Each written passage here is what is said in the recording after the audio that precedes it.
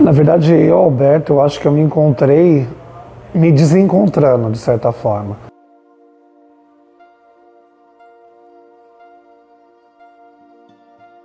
Porque eu moro próximo a uma comunidade, uma favela, e aí todo mundo reconhece enquanto privilégio, enquanto tom de pele, família, de acessar alguns lugares de uma forma meio que inusitada.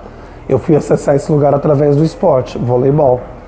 E através do voleibol eu comecei a praticar a questão da dança, e eu comecei a conhecer outras possibilidades de ser e estar diferentes da qual que eu vivia. Porque independente de morar um pouco próximo, eu não vivenciava aquele lugar. Entender um pouco como aquelas mulheres, como aqueles homens que moravam dentro da favela executavam ou mediavam a educação dos seus filhos, a subsistência familiar como um todo. Então dali eu acho que despertou uma veia um pouco para o social, que eu comecei a fazer um trabalho com adolescentes infratores, e eu acho que dessa maneira, eu acho que as coisas foram meio que acontecendo na minha vida, no sentido de pensar outras possibilidades que fossem para além de mim. Porque muitas vezes nós pegamos os nossos privilégios, mas a gente não tem um olhar para o outro. É muito natural a gente ficar dentro de uma bolha. Estar dentro de uma bolha também traz um certo conforto. Mas se não tiver desconforto, não tem sentido. Porque é justamente isso, a vida é de superação. É desafio, é de erro, é de acerto, de alegria, de tristeza, mas o principal, né? Eu acho que é de perseverança para você persistir. Então acho que naquele momento, pensando nesse propósito, foi uma chave que meio que virou. Porque você começa a perceber o tão quanto uma mínima contribuição, que era de escuta, ela poderia propiciar uma outra possibilidade de ganho ou de sonho para outra pessoa, que antes era uma pessoa meio que desconhecida perante o seu olhar social. É um desafio porque se você pensa na política pública enquanto esfera federal, estadual e municipal, a gente tem muitos ainda que avançar. Infelizmente, pensar nos atos de violência contra a população LGBTQIA+, é um dado que, de certa forma, nos traz um pouco de medo. Então, estar aqui, ou estar dentro do processo da comunidade, vivenciando este lugar e também pertencendo a este grupo, é ressignificar uma história, é pensar na construção do direito. Direito a respeito, direito à vida. Vida é esse órgão máximo, digamos, é várias possibilidades de você conseguir exercer o seu direito de ser quem você é. Mas pensando enquanto comunidade, tem inúmeros desafios, valores culturais, morais, religiosos.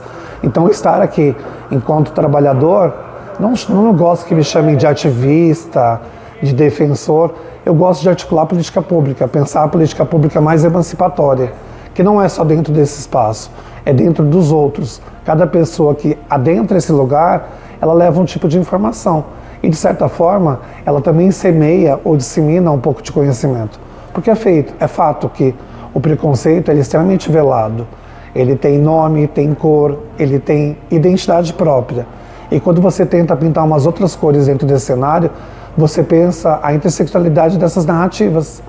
Pessoas comuns que querem ter o direito de ser o que são sem nenhum tipo de julgamento.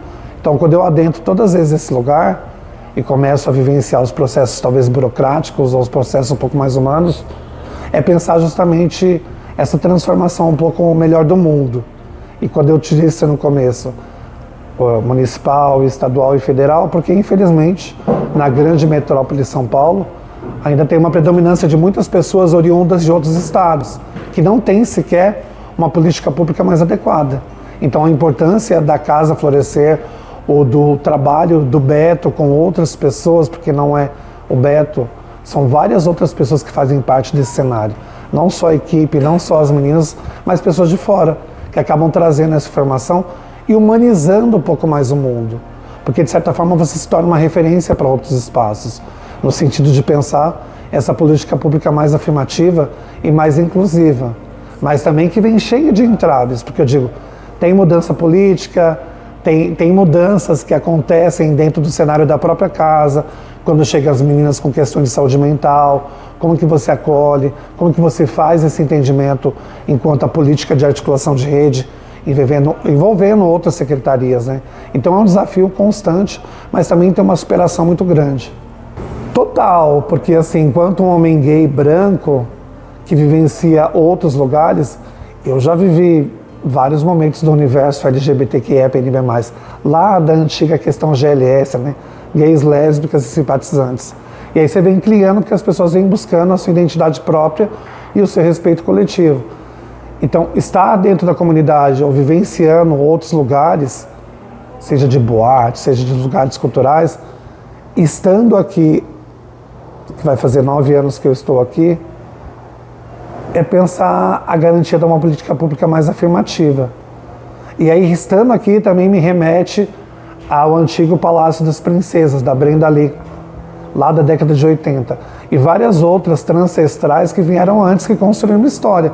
Então, acho que eu estou neste lugar, talvez, em função de várias outras pessoas que começaram essa luta anteriormente, de uma maneira que era possível naquele momento, e que hoje a gente vai tentando articular de uma outra maneira. Então, de repente, as narrativas que nos atravessaram na década de 80, com a extinta ou aquela desinformação da peste gay ligada ao HIV/AIDS, hoje continua sendo a questão do preconceito, do julgamento, da morte, e a gente mostra com luta, com sonho, com possibilidade, com resiliência e, de novo, com vida. Eu acho que é isso, acho que a vida me move. Então, estar aqui, ouvir as meninas nesse lugar fazendo política pública de inclusão e de transformação é um meio de conexão e de humanização de novo do mundo. Porque as pessoas têm uma ideia muito equivocada quando se fala deste lugar. Da prostituição, da violência. E aí você vê aqui o caminho do estudo, do encontro, do desencontro e da transformação do seu interior, que muitas vezes vem muito fragmentado. Que é a casa na sua... A Casa Florescer é tudo aquilo que as pessoas gostariam que não estivesse, que não existisse no mundo. Um lugar que garantisse as pessoas terem o direito de ser o que elas são. Porque é muito isso, às vezes a gente veste a roupa que a sociedade impõe pra gente. A gente veste tudo aquilo que as pessoas induzem a gente ser. E muitas vezes quando você se olha de forma transparente, límpida, você começa a ter um outro olhar para o mundo. Parece meio poético, mas é algo real. Muitas vezes nós, quando paramos e pensamos, você faz as coisas perante o olhar do outro e você esquece de você. Até mesmo quando você se olha no espelho. Então, quando eu penso na Casa Florescer, é um florescer de possibilidades. Que todo mundo pergunta, por que florescer? Porque florescer é o processo de você renascer para outra possibilidade, de você ser diferente, de você plantar uma semente, de você germinar de uma forma talvez que seja difícil ou diferente daquilo que de repente você entendeu que seria o correto, mas que traz a ressignificação de uma história, ressignificar um processo de violência e transformar em vida. Pode ver que a palavra vida ela aparece constantemente nesse nosso relato, porque viver é um direito de todo mundo.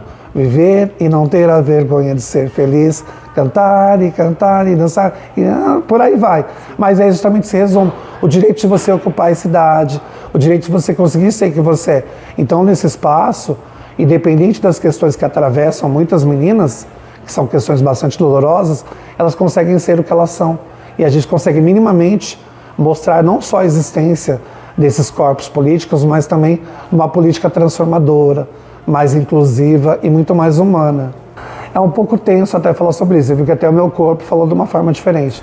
Porque é muito difícil quando você não vivencia esse processo, você falar sobre. Porque quando eu penso, talvez as violências que eu, Beto, sofri, é totalmente diferente de uma pessoa trans preta, ou de um homem gay preto, entre várias coisas.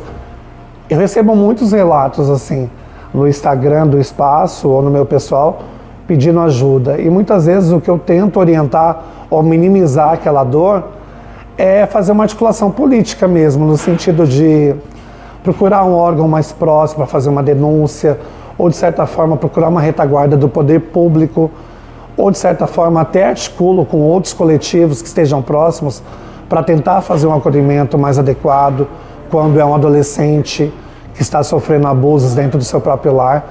Então, assim, não é o conselho, talvez o recado que eu deixo é que a pessoa nunca pode desistir do seu objetivo. Por mais doloroso que o caminho seja, é um caminho que vai te fazer feliz. E às vezes é um caminho que não tem volta, mas é o caminho da sua autodescoberta. E a autodescoberta é a sua felicidade. Por mais que todo mundo diga que não é possível, você falar, é possível sim. É possível ser aquilo que eu sou. Então busque os seus direitos. corra atrás. Não tenha vergonha de pedir ajuda quando você precisar. Porque sempre vai ter uma mão ou um ouvido que vai te escutar. E às vezes nem sempre esse ouvido está dentro do seu próprio lar, dentro da sua família. Às vezes está de fora. Então o recado é: não desista de ser quem você é. O caminho é difícil, mas é possível ressignificar essas histórias.